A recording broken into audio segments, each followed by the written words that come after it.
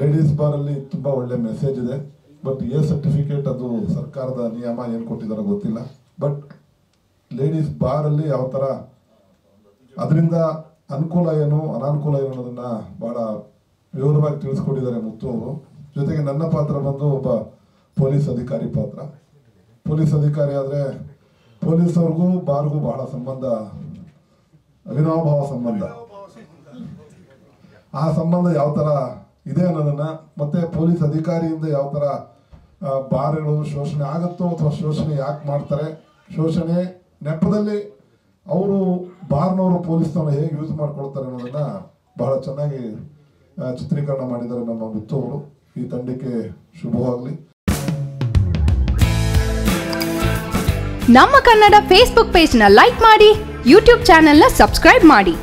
For more updates click on the bell icon. ನಮ್ಮ Kannada digital media.